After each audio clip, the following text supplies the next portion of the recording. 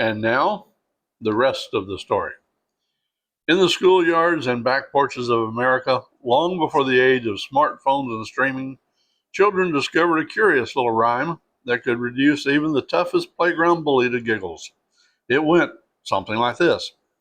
Beans, beans, the musical fruit. The more you eat, the more you toot. The more you toot, the better you feel. So eat your beans at every meal.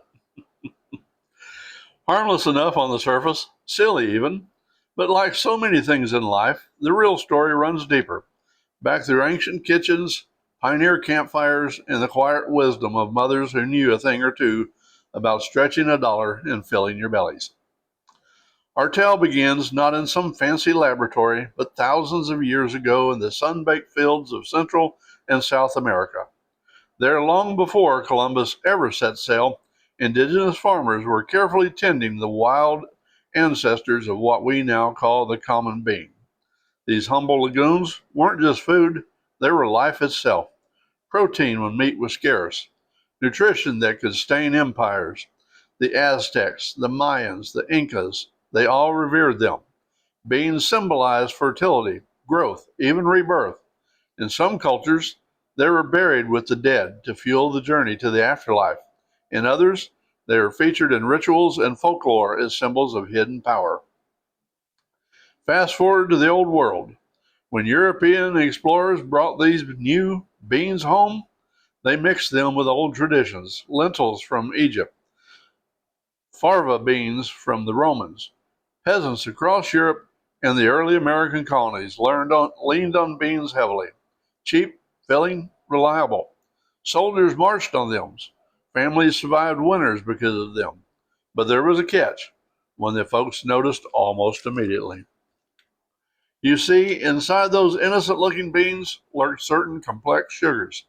Scientists would later call them, and I can't pronounce it, the human body simply doesn't have the right tools in the small intestines to break them all down.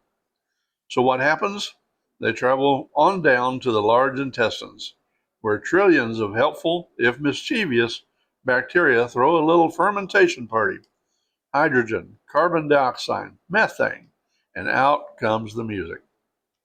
Generations of grandmothers and camp cooks knew this truth long before any scientist put a name to it.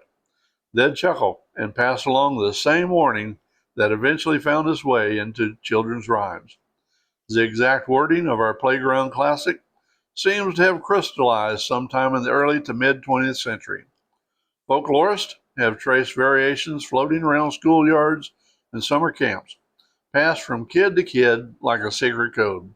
One version even slipped into popular culture here and there, but it never needed radio play or a hit record. The power was simple. It made the uncomfortable funny, relatable, human. And here's the part that might surprise you. For all the giggles it caused, those beans were doing something profoundly good. High in fiber, packed with nutrients, good for the heart, just as the rhyme sometimes claims. Civilizations rose on them. Families stayed strong on them. Even today, researchers tinker low flatulence bean varieties, trying to outsmart what nature built in for a reason.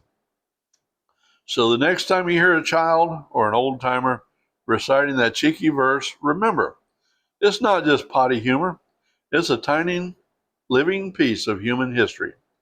A reminder that some of life's most basic truths and most amusing side effects have been with us since the dawn of agriculture.